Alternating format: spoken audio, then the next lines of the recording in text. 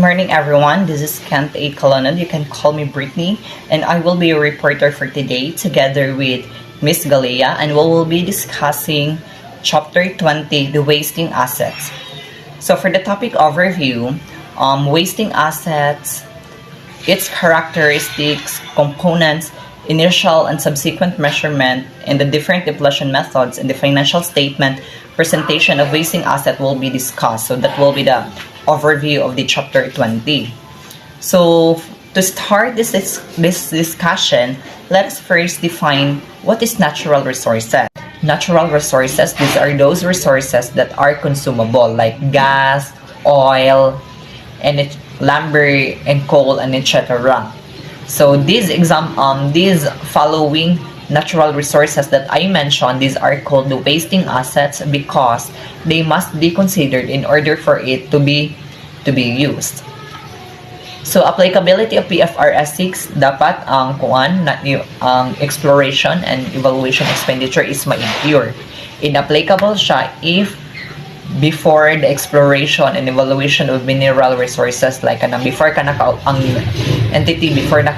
of legal rights to explore such area that contains such mineral resources.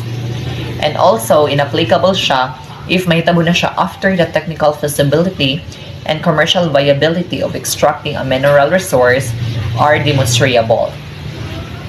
Initial measurement of cost, we have the following: acquisition cost, exploration and evaluation cost, we have the development cost, and estimated restoration cost.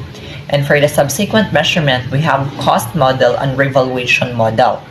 So to journal entry, the increase in value of wasting asset, you have to debit wasting asset and credit revaluation surplus. So that will be all for the introduction part. And now let us proceed to the discussion of depletion, which is to be discussed by Ms. Joverlyn. Thank you. Depletion. It refers to the systematic and rational allocation of the depletion base of a natural resources over its useful life.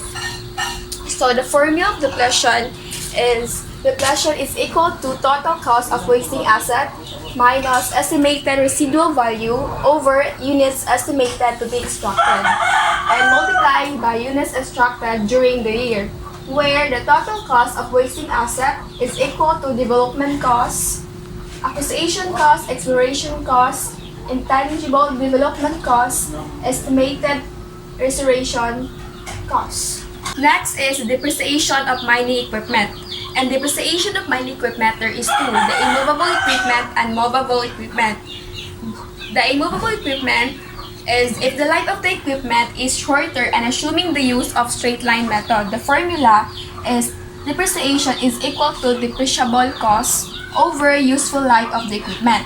And second, if the life of the wasting asset is shorter, the units of output method is often used. Depreciation is equal to depreciation rate per unit multiplied by units extracted, where depreciation rate per unit is equal to depreciable cost over units estimated to be extracted.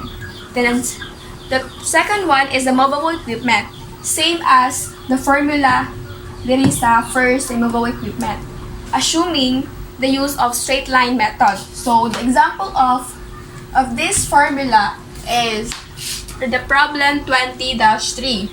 So for the question 1, acquisition cost which is here 4 million, exploration cost 6 million, development cost which is 5 million, and restoration cost is none.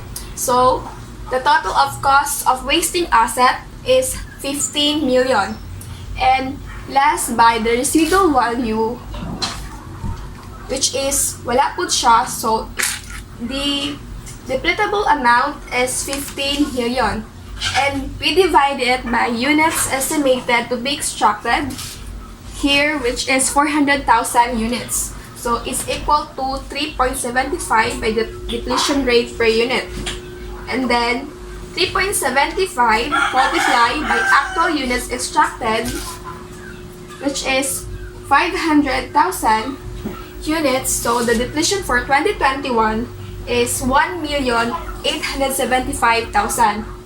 The next is the shutdown. So for the shutdown, if there is a shutdown, depreciation is computed as follows, assuming output method was used before the shutdown. So depreciation is equal to remaining book value before the shutdown over remaining revised estimate of the productive output.